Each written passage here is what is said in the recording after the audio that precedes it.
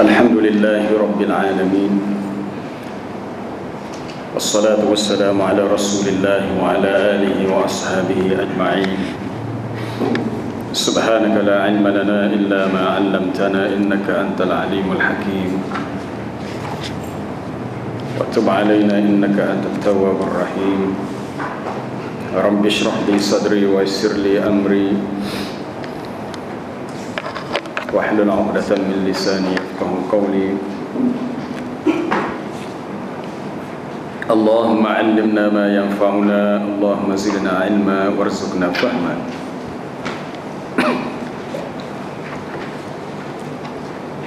Amma ba'd. Muslimin dan muslimat yang dirahmati Allah, untuk malam ini saya tidak berjadang untuk sambung ayat berikutnya. Kita nak sambung lagi ayat yang telah dibaca minggu lepas, ayat 28 surah Ar-Ra'd. A'udzubillahi minasyaitonirrajim.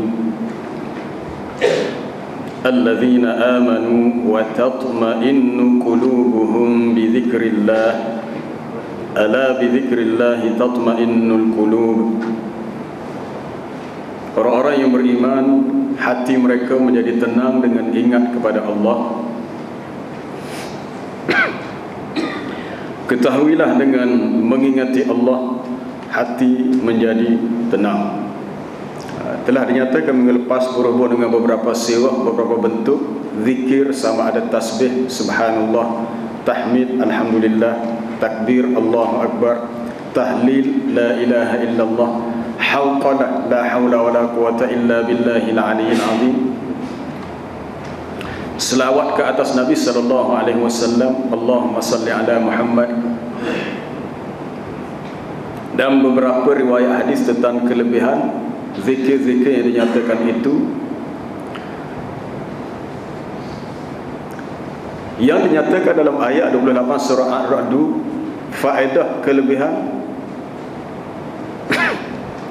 amalan zikir itu sendiri membawa kepada al-itmi'nan fil qalbi, ketenangan pada hati. Apabila Allah Ta'ala menyebut perkataan al-qulub, jamak daripada qalbun, hati, sebenarnya lebih tepat diterjemah dengan maksud jantung. Walaupun kita biasa terjemah qalb dengan hati, sebab hati dalam bahasa Arab kibdah, kabad. Asalnya kibdah, kabad. Qalbun sebenarnya jantung. Kalau dalam bahasa Inggeris, hati itu apa dia? Liver. L-I-V-E-R, liver. Ataupun jantung, heart. H-E-A-R-T, heart. Tapi dia terjemah dengan jantung. Tapi biasa kita terjemah dengan heart tu dengan maksud hati, tapi sebenarnya jantung. Tak apalah apa-apa terjemahan, tapi yang lebih tepat, qalbun tu sebenarnya bukan hati, jantung. Ia adalah sesuatu yang bersifat mudah berubah. Qalbun daripada kalimah qallaba yuqallib. Yuqallibullahu al-laila wan-nahar. Allah Ta'ala menukarkan waktu malam kepada siang, siang kepada malam. Oleh kerana itu dalam doa Nabi pun dia minta, Allahumma ya muqallibal qulubi tsabbit qalbi ala dinik. Wahai Tuhan yang membalik-balikkan, yang menukar-nukarkan hati, tetapkanlah hatiku di atas agamamu. Ya musarrifal qulub, wahai yang boleh mengubah hati, tsabbit qalbi ala ta'atik. Sarrif qalbi ala ta'atik. Palingkanlah hatiku untuk melakukan ketaatan. Sifat hati ini boleh berubah. Tetapi sejauh mana kita boleh merasai ketenangan dalam jiwa kita, dalam hati kita, sebab hati ini berperanan sebagai al-malik, sebagai raja. Dalam hadis riwayat An-Nu'man bin Bashir berhubung dengan persoalan halal dan haram, innal halala bayyin wa innal harama bayyin. Sesungguhnya halal itu jelas, yang haram itu juga jelas. Wa bainahuma umurun mushtabihat. Antara kedua-duanya ada perkara yang menimbulkan keraguan, perkara syubhat. Baik, di akhir hadis itu Nabi SAW menyatakan, ala wa inna kulli malikin hima. Ketahuilah, bagi setiap raja itu, setiap pemerintah itu ada larangannya, ada tegahannya. Ada benda yang boleh, ada yang tak boleh. Ala wa inna himallahi maharimuh. Ketahuilah larangan Allah ialah perkara yang diharamkan olehnya. Ala wa inna fil jasadi mudghah. Ketahuilah dalam tubuh manusia ada seketul daging. Idza salahat salahal jasadu kulluh wa idza fasadat fasadal jasadu kulluh. Ala wahiyal qalb. Apabila elok stokor daging ni, maka elok seluruh tubuh. Dan apabila rosak benda ni, stokor ni, maka akan rosak seluruh yang lain. Itulah dia hati. Al-Imam Al-Ghazali rahimahullah ketika membahaskan persoalan hati dalam bab yang melibatkan soal kerohanian, dia menganggap bahawa hati ini adalah seperti ketua, sama yang dinyatakan adalah hadis Nabi yang sahih itu, raja, penguasa yang menguasai seluruh tubuh manusia. Rosak atau tidak seseorang punca daripada hati. Sebab tu hati yang rosak, walaupun dia berzikir, dia tidak akan merasai ketenangan. Hati yang rosak, walaupun dia berzikir, tetapi zikirnya zikir lidah sahaja. Hati yang rosak, walaupun dia berzikir, tetapi tidak naik zikir itu kepada Allah Ta'ala. Bagaimana Allah Ta'ala merakamkan kisah orang-orang munafik yang apabila mereka salat dalam keadaan malas, wala yadhkurunallaha illa qalila, dan mereka tidak ingat kepada Allah kecuali ingat yang sedikit. Kenapa orang munafik tidak mampu untuk ingat kepada Allah dengan ingatan yang banyak? Ingat juga, ingat sikit ya. Sebab orang munafik fi qulubihim maradun, dalam hati mereka ada penyakit. Penyakit itulah yang menyebabkan zikir kepada Allah itu susah nak masuk dalam hati. Tetapi apabila orang itu boleh bermujahadah untuk buat penyakit dia, di situlah dia akan merasai nikmatnya berzikir. Baik, faedah di dunia memberi ketenangan. Rasanya tak perlu kita panjangkan itu. Faedah yang kedua, di dunia faedah zikir boleh menjadi benteng untuk menyekat kita daripada gangguan syaitan. Walaupun pertarungan antara kita dengan syaitan ini suatu pertarungan yang sangat sengit, sangat hebat, tidak ada noktahnya. Walaupun kita dah kadang berzikir pun, syaitan masih mari lagi. Dia masih cuba lagi untuk masuk dalam hati kita melalui mungkin buruk sangka, mungkin rasa marah tidak menentu. Allah Ta'ala menggambarkan sifat orang-orang munafik dan juga orang kafir. Istahwadha alaihimus syaitanu fa'ansahum zikrallah. Syaitan telah menguasai mereka sehingga menjadikan mereka itu lupa untuk ingat kepada Allah. Oleh kerana syaitan telah istihwadhu syaitan alaihim, istahwadha alaihimus syaitan, syaitan telah menguasai mereka, maka dia menjadikan mereka itu lupa untuk ingat kepada Allah. Jadi salah satu punca manusia lupa kepada Allah kerana syaitan. Sebab bila kita ingat kepada Allah, syaitan akan lari. Walaupun dia lari, tapi kalau tak kena cara, tengah-tengah berzikir pun dia mari juga. Sebab tu amanah zikir yang paling utama tilawatul Quran. Kalau ulama dalam mazhab Maliki, dia kata wajib baca isti'azah. Walaupun jumhur ulama mengatakan hukumnya mustahab, digalakkan, disunatkan kita membaca a'udzubillahi minasyaitonir rajim berdasarkan ayat dari surah An-Nahl, fa idza qara'tal Qur'ana fasta'iz billahi minasyaitonir rajim. Apabila kamu mahu membaca Al-Quran, berlindunglah dengan Allah daripada syaitan yang direjam. Apa perlu kita membaca a'udzubillah, isti'azah ketika nak baca Quran? Supaya semasa kita baca tidak ada gangguan syaitan. Baca Quran itu zikir, tapi pastikan zikir itu tidak diganggu oleh syaitan. Baik, nota yang beredar kemarin ini untuk kita melihat faedah zikir di akhirat nanti. Faedah zikir di dunia, kalau kena cara kita mendapat ketenangan jiwa dan kita mendapat perlindungan daripada gangguan syaitan. Kita melihat apakah kelebihan dan faedah zikir untuk akhirat nanti. Di bawah tajuk membina mahligai di syurga. Seorang sahabat Nabi Abu Ayyub Al-Ansari berkata,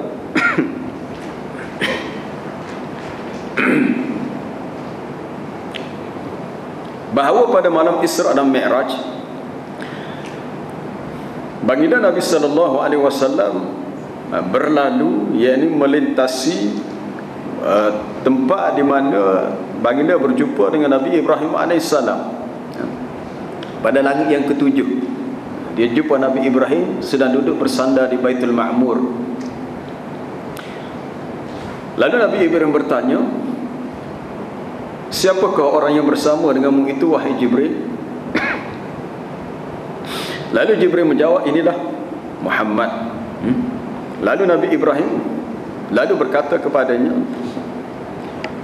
wahai Muhammad, perintahkan umatmu untuk membanyakkan menanam pokok dalam syurga, sebab tanahnya sangat subur dan kawasannya sangat luas.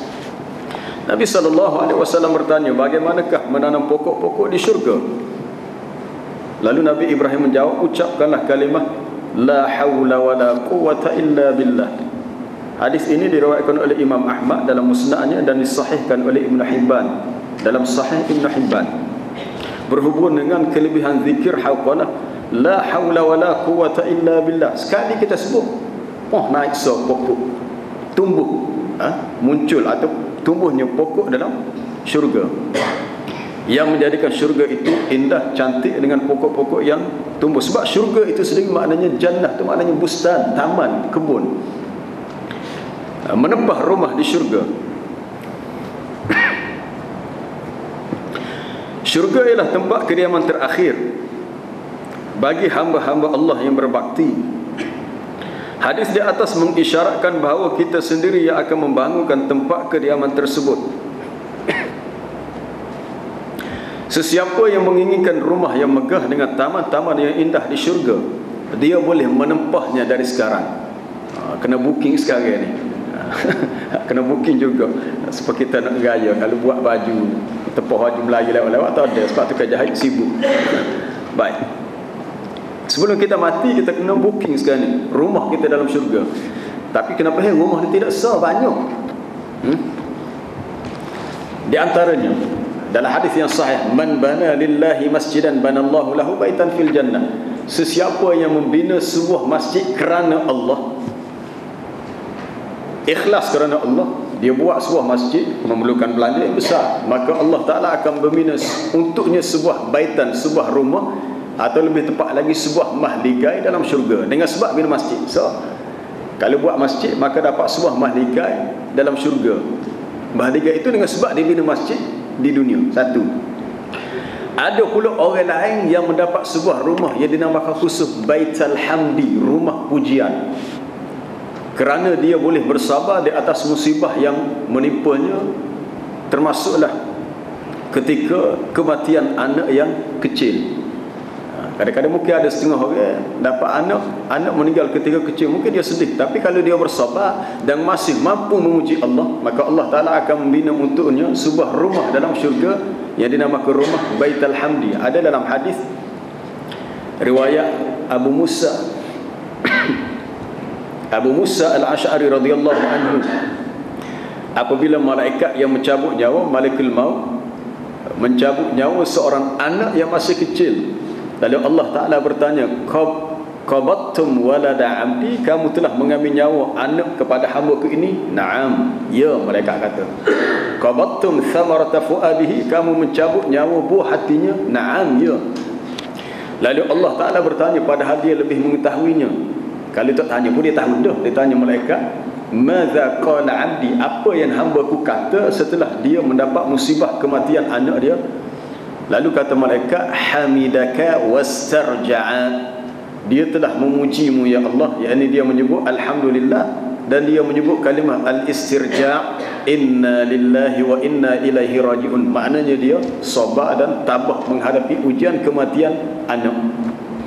Lalu kata Allah Ta'ala, ibnu li abdi baitan fil jannah, binalah untuk hamba-Ku ini sebuah rumah dalam syurga, wasammuhu baital hamdi, namakan ia rumah pujian. Dua dah. Kalau orang yang sama tu, pertama bina masjid, dia ada sebuah rumah sebab dia bina masjid atas dunia. Kalau dia bersabar atas kematian anaknya, ada pula rumah yang kedua. Baik, kalau orang tu semai sunat, dalam hadis riwayat Ibnu Umar dan satu riwayat lain daripada Ummu Habibah radhiyallahu anha, sesiapa yang man shalla 12 asyrata rak'atan, Sesiapa yang sehari semalam dia sembahyang sunat rawatib 12 rakaat, Allah Ta'ala akan membina untuknya sebuah rumah dalam syurga. Rumah ni dengan sebab khusus dia sembahyang sunat rawatib. Disebut dari riwayat itu 12 rakaat, iaitu 4 rakaat sebelum zuhur, 2 rakaat lepas zuhur, asar tak ada, 2 rakaat lepas maghrib, 6, 2 rakaat lepas isyak, 8, berapa tadi?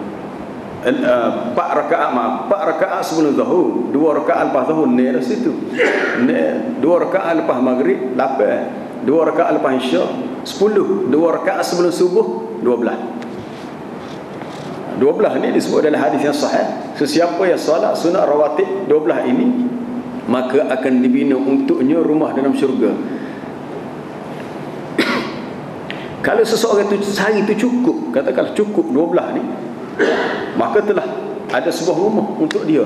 Kalau esok lusa cukup, berapa dah rumah? Sebab yang Nabi sebut atas lafaz 12 tu untuk sehari. Berapa banyak seseorang tu akan memiliki rumah dalam syurga dengan sebab saya sunat rawatib hak cukup. Dia punya kadar dengan 12 rakaat. Tak campur dengan hak lain lagi. Tak campur dengan rumah zikir ni lagi. Kalau atas dunia, kalau kita kata orang tu rumah banyak, setiap lokasi dia pergi, situ ada rumah dia. Dia mungkin dia di Kelantan, dia di Kelantan, tapi kalau dia pergi Kuala Lumpur, di Kuala Lumpur dia ada rumah, dia tak perlu sewa hotel, dia ada rumah dia sendiri. Biasa hak gini ni orang bertahlah. Mungkin peringkat raja-raja lah. Kalau di Arab Saudi, Raja Saudi di istana dia di Riyadh ada, di Mekah ada, bahkan di Mina dekat melontar jumrah pun ada. Di Madinah ngadap betul-betul asrama pelajar Universiti Islam Madinah atas bukit ada istana dia. Tak apalah dia raja, dia duit banyak. Tapi kita akan menjadi raja di syurga, dan kita akan memiliki rumah yang begitu banyak dalam syurga mengikut amalan kita.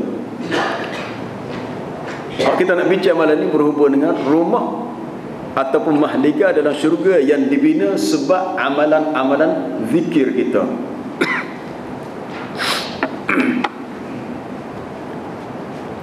Sesiapa yang menginginkan rumah yang megah dan taman-taman yang indah di syurga, dia boleh menempahnya sekarang. Harga yang diminta bukanlah wang ringgit ataupun emas permata, tetapi amalan soleh dan zikir yang kita lakukan.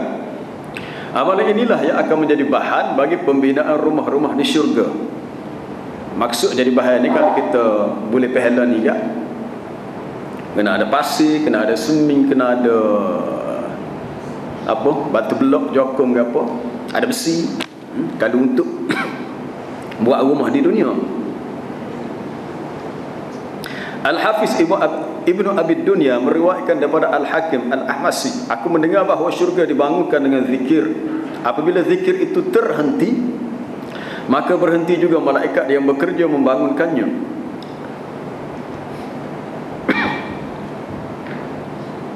Apabila mereka ditanyakan, mengapa kamu berhenti bekerja? Mereka menjawab, mereka ni malaikat yang kerja membina mahliga dalam syurga menjawab, kami sedang menunggu bahan binaannya. Maknanya kalau kita kuat berzikir, maknanya bahan binaan untuk malaikat bina rumah kita dalam syurga tu. Orang kata tala sama. Kalau buat rumah tala tak cukup duit ya, orang buat masa setahun siap. Kita sebab tak cukup duit, bahan binaan tak boleh beli, rumah lambat siap. Ini jadi satu motivasi bagi kita berdasarkan riwayat ini. Pada saat ini semua para pekerja binaan itu tengah giat bekerja. Apabila telah selesai semua yang hendak disiapkan, pemilik rumah pun dijemput untuk mendiaminya. Baik, ada satu kisah menarik yang disebut oleh Ibnu Rajab Al-Hambali. Suatu hari ada seseorang yang soleh berjumpa malaikat dalam mimpinya. Ini perkara biasa. Kalau baca kisah-kisah orang soleh dulu, mimpi jumpa malaikat ni biasa. Malaikat itu berkata, kami diperintahkan untuk menyelesaikan binaan rumahmu di syurga. Rumah itu dinamakan Wila Kebahagiaan, ataupun dalam bahasa Arabnya Darus Surur. Kami telah membina dan menghiasinya dengan sangat indah. Khabar gembira untukmu, setelah 7 hari nanti rumah ini akan sempurna dibina. Orang soleh ni mimpi, malaikat beritahu gitu, 7 hari lagi. Rupa-rupanya 7 hari kemudian orang salih itu pun meninggal dunia. La haula wala quwata illa billah. Dia tahu dah. Maksud 7 hari lagi siap tu sebab 7 hari lagi orang ni akan mati, tunggu masa untuk masuk ke dalamnya. Zikir dan pohon syurga. Hadis ini dan beberapa hadis yang lain mengatakan bahawa pokok-pokok yang menghiasi taman-taman syurga dibuat daripada zikir-zikir yang dibacakan oleh manusia. At-Tirmizi dan Imam An-Nasa'i meriwayatkan daripada Jabir, seorang sahabat nama Jabir bin Abdullah.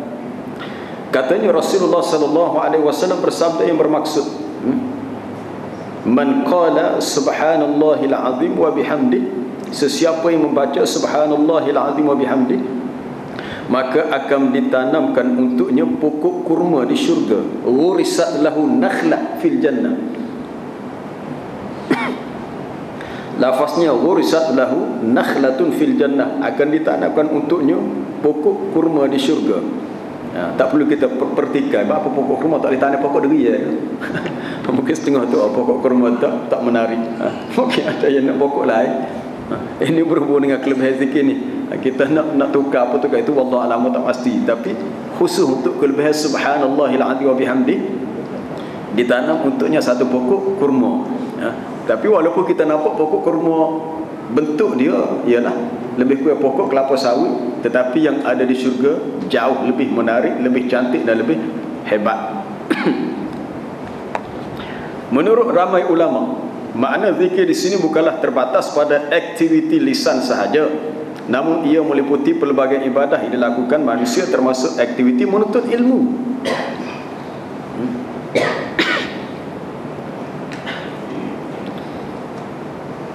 Kita berada dalam majlis ilmu, sebenarnya ini termasuk majlis zikir. Ada satu riwayat hadis, riwayat seperti yang dikemukakan oleh Al-Imam Munziri dalam apa dia, At-Targhib wa Tarhib. Hadis itu asalnya diambil daripada Mu'jam At-Tabarani.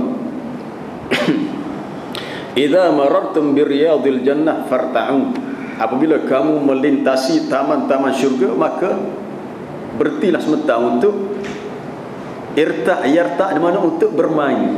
Kalau budak-budak kan jalan-jalan nampak ada taman permainan, berhenti sebentar nak main buai ke, main glosa ke, lebih kurang gitu. Farta'u. Farta' ni maknanya bermain, untuk berhibur. Kita baca di awal surah Yusuf dulu, apabila adik-beradik dia minta ayah dia Yaqub, dia kata lepaskanlah Yusuf, arsilhu ma'ana yarta' wa yal'ab. Hatalah Yusuf tu untuk berhibur, pergi berhibur, berseronok dan bermain-main dengan kami. Maka dalam hadis itu Nabi sebut, idza marattum biriyadil jannah farta'u, apabila kamu melintasi taman-taman syurga, maka berhentilah sebentar untuk kamu berhibur, untuk kamu bermain di situ. Lalu sahabat bertanya, wa ma riyadul jannah, apakah itu taman syurga? Majalisul ilmi, majlis ilmu. Tapi hadis di segi sanadnya tidak kuat. Hadis itu tidak kuat sebab dalamnya ada seorang rawi yang majhul, yang tak diketahui. Mana hadis itu adalah dhaif, tetapi boleh diambil istifadah tentang kelebihan majlis ilmu.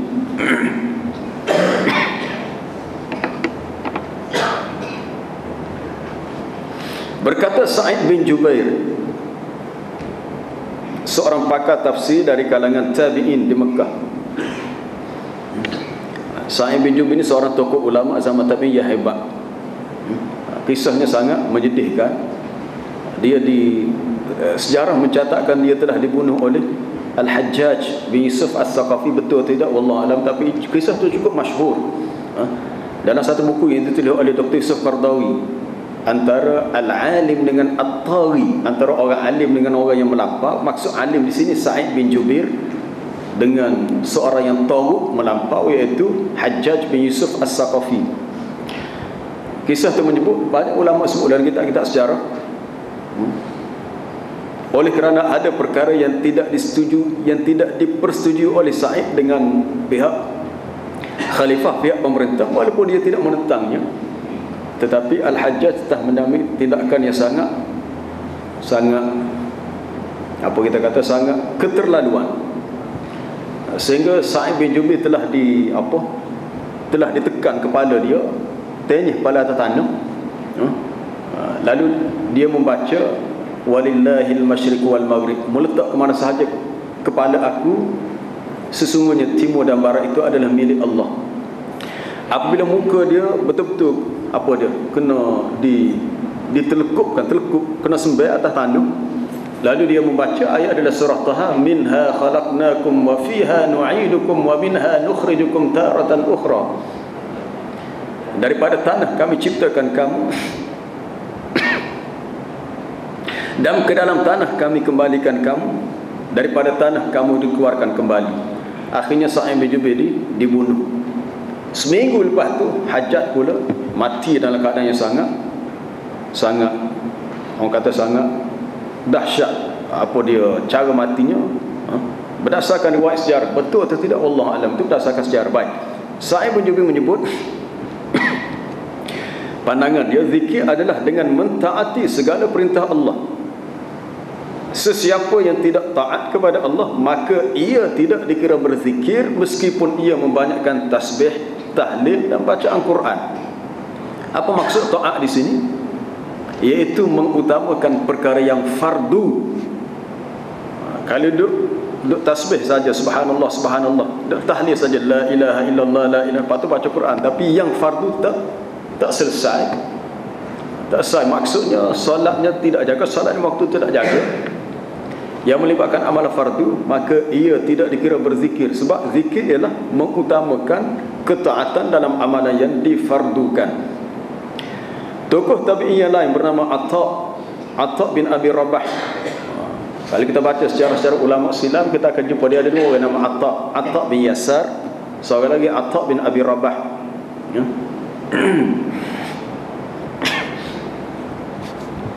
Katanya majlis zikir ialah majlis memperkatakan halal dan haram, belajar fiqh untuk tahu apa yang halal, apa yang haram, bagaimana berjual beli, ini urusan muamalah, menunaikan solat, puasa, bak kahwin, cerai, haji dan seumpamanya. Maknanya menurut Atta bin Abi Rabah, kita mengaji hukum-hukum agama, hukum syariat, sebenarnya termasuk bab zikir juga. Mana zikir tak nak tika pergi awal sebeh saja, sebenarnya termasuk dalam majlis zikir. Wangian daripada pelbagai minyak wangi. Abu Hazim Salah bin Dinar berkata, barang-barang akhirat pada saat ini sedang murah. Pada suatu hari nanti barang-barang ini akan menjadi sangat mahal dan tidak mampu dibeli.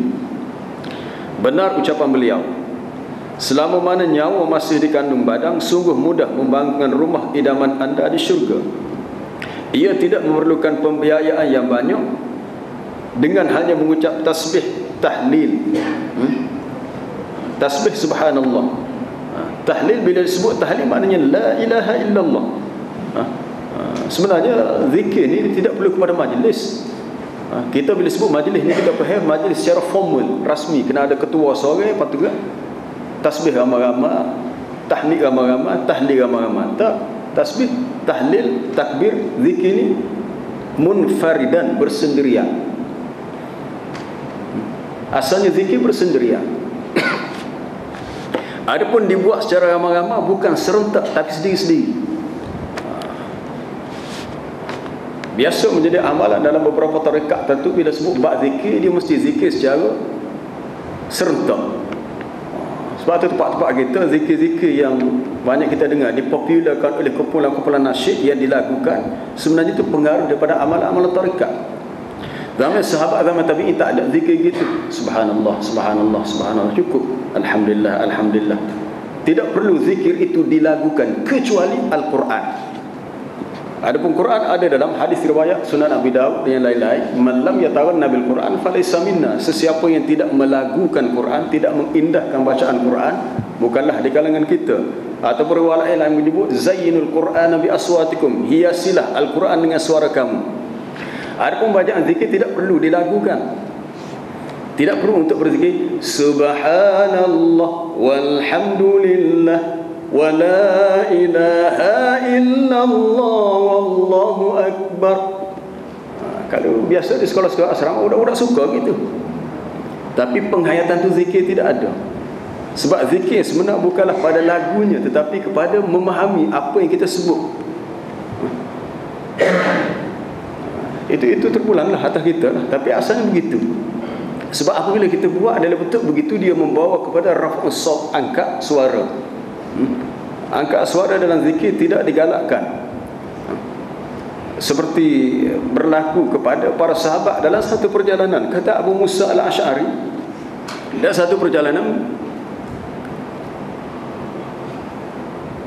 apabila kami para sahabat berada di tempat yang tinggi, kami bertakbir dengan suara yang tinggi. Irtaf aswatuna, kami bertakbir dengan suara yang tinggi.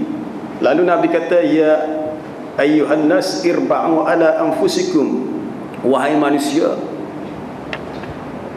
berilah rasa simpati, kasihan belas kepada diri kamu. Tidak perlulah kamu meninggikan suara dengan zikir takbir tadi. Tidak perlu, kerana kamu fa innakum la tad'una asamma wala ghaiban innahu sami'un qarib. Kamu tidaklah menyeru meminta kepada Tuhan yang sifat dia summun. Summun maknanya yang peka. Tuhan itu tidak peka, dia bersifat maha mendengar.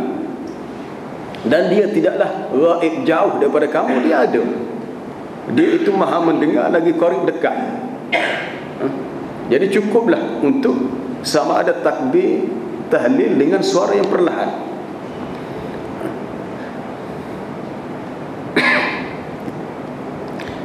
Biasa tempat kita kalau ada majlis kematian, kita buat majlis tahlil, orang yang rasa lebih khusyuk, la ilaha illallah, dia rasa.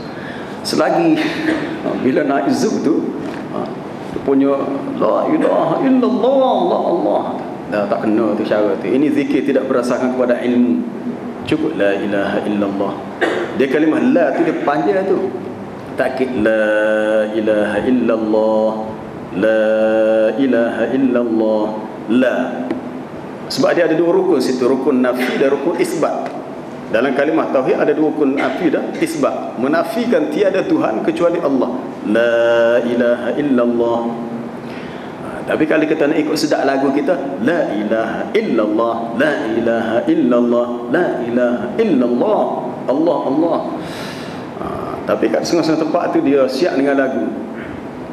Afdalu zikri fa'alam annahu la ilaha illallah, la ilaha illallah, la ilaha illallah. Itu biasa jumpa dalam mana-mana tarikat, dia akan buat gitu. Adakah perlu at-taghanni fil azkar? La da'i.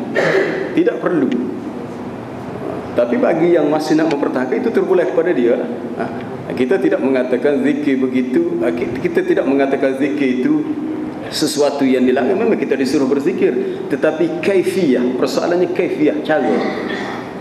Cara sebegitu tidak pernah diamalkan oleh para sahabat. Muka kata sikit-sikit sahabat, iyalah kita kata memang kena ikut sahabat. Sebab sahabat ini generasi pertama yang terima Islam daripada Nabi SAW secara langsung terus. Kita ni peringkat ke berapa dah kita ni? Pak terima secara terus. Orang yang paling faham agama sahabat. Was-sabiquna al-awwaluna minal muhajirin wal ansar. Allah Ta'ala memuji para sahabat dalam ayat berapa tu? Ayat ke-100 surah At-Taubah. Orang-orang yang terdahulu, orang-orang yang terawal dari kalangan muhajirin dan ansar, walladzina tabauhum bi ihsan, dan yang mengikut mereka dengan cara yang baik, radhiyallahu anhum wa radu an. Allah Ta'ala redha pada mereka dan mereka redha kepada Allah. Wa a'adda lahum jannatin tajri tahtaha al-anharu khalidina fiha. Mereka kekal dalam syurga yang mengalir di bawahnya sungai. Ini suatu pujian yang khusus untuk para sahabat. Ada dalam hadis yang dhaif, adalah riwayat hadis yang dhaif dibahaskan oleh ulama usul. Ashabi kan nujum, sahabat-sahabat aku seperti bintang, kemana sahaja mereka pergi ikutlah dia. Dari segi maknanya sahih, tapi dari segi sanadnya, periwayatannya tidak kuat. Yang lebih sahihnya ialah iqtadau bil ladaini min ba'di Abu Bakar wa Umar. Ikutlah dua orang yang selepas aku, itu Abu Bakar dan Umar. Itu adalah lafaz yang lebih sahih. Baik, kembali kepada bab zikir. Sebab tu bila kita berzikir, kalau dengan cara ilmu, kita tu kena tahu pendekatan yang kita buat, kafiat kita buat. Ada kata sahabat buat tu. Kalau sahabat tak buat, bermakna kita telah beramal dengan zikir dalam bentuk yang tidak berdasarkan kepada ilmu. Tidak berdasarkan kepada ilmu. Itu kadang-kadang setengah orang dia mereka zikir sendiri. Siapa kepada mereka yang berlaku dalam setengah ajaran yang menyeleweng, memadai dengan berzikir hu. Asalnya dia nak sebut la ilaha illahu. Hu tu mana Allah, akhirnya hu. Bahkan zikir ifrad sendiri pun tidak warid dalam mana-mana riwayat. Zikir ifrad, zikir ifrad ni Allah tak ada. Yang adanya tasbih subhanallah, tahlil la ilaha illallah, tahmid alhamdulillah. Zikir ifrad dengan Allah asalnya tak ada. Sebab tu dalam tarikat Syadziliyah, seperti yang ditulis oleh Abdul Qadir Isa, Haqaiq anit tasawuf, sesiapa nak berzikir dengan zikir ifrad, dia kena ada ijazah, dia kata. Dia meletak syarat kena ada ijazah antara tarikat Syadziliyah. Sebab zikir ifrad ni dia tahu memang tidak ada sanad daripada Nabi sallallahu alaihi wasallam, tapi benda tu banyak diamalkan oleh beberapa, kebanyakan tarikat yang tertentu.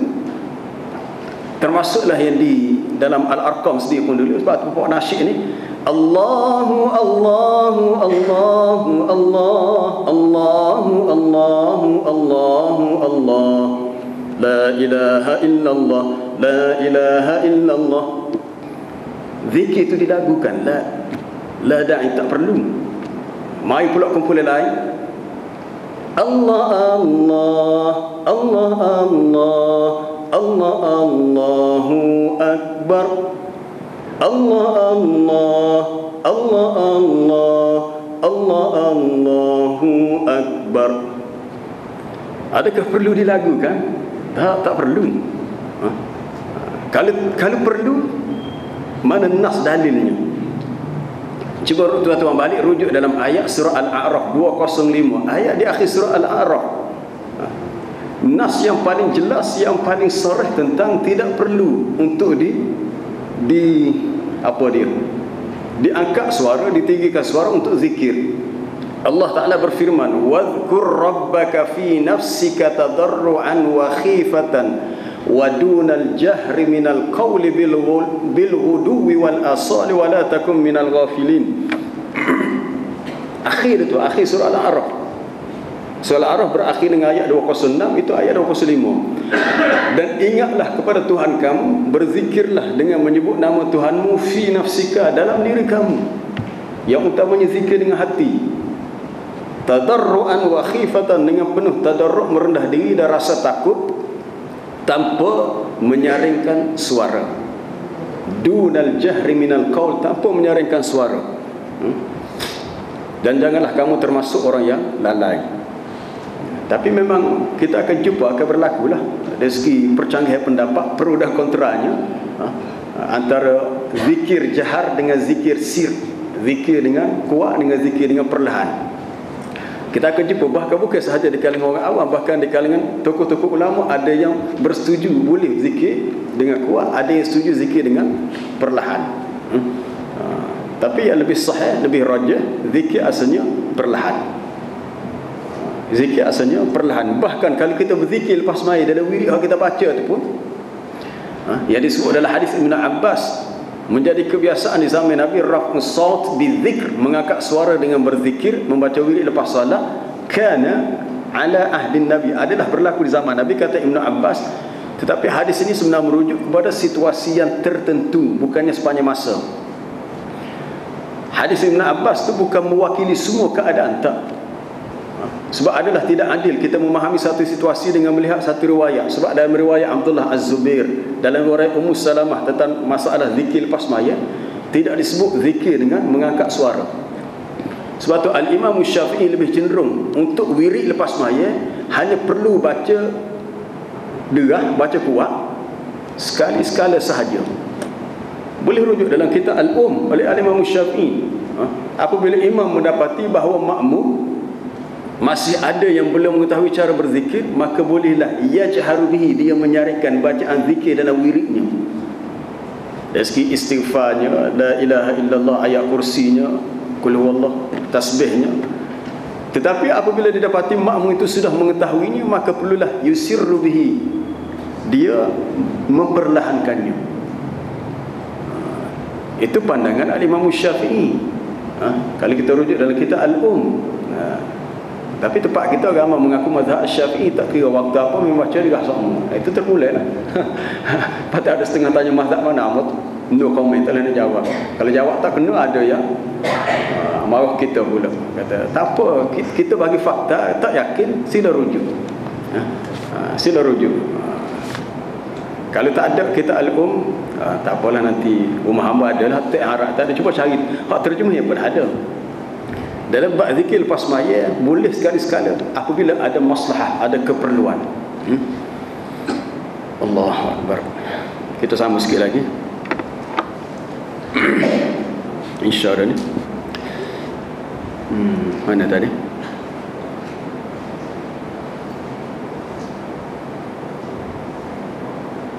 Perenggan yang kita, oleh sebab itu orang yang berakal tidak akan melepaskan kesempatan yang sangat besar ini.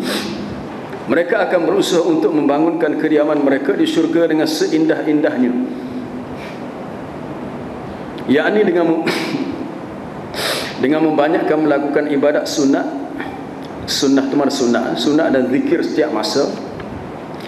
Salah seorang tokoh tabi'in yang memiliki kisah yang sangat indah dengan zikir ialah Abdullah bin Ghalib di Kufah. Imam Ahmad meriwayatkan dalam kitab Az-Zuhd. Kitab Az-Zuhd ni bagus kalau dibaca, dia banyak riwayat-riwayat Imam Ahmad sebut tentang kehebatan amalan-amalan orang soleh di zamannya, bahawa Abdullah bin Ghalib ini tidak pernah berhenti menyebut nama Allah dalam setiap keadaan. Allahu Akbar. Kita nak lazimkan diri kita dengan sebut subhanallah, astaghfirullah, subhanallahil azim, rabbighfirli wa tub alayya, astaghfirullahal azim. Payah kita. Kadang-kadang kita bawa kereta pada itu saja. Kalau kita hafal Quran, kita boleh baca Quran.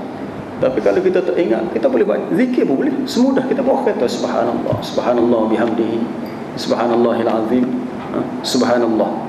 Sekali tengok rutinitas je dah, masya-Allah, tukar lain pula dah. Kena kau lah ada hak comel pula agak. Subhanallah tukar masya-Allah. Tak apa dah ikutlah nak sebut apa. Jangan aksiden sudah lah. Subhanallah semua tempuh tiada lapu apa tepi jalan pokok kayu. Baik.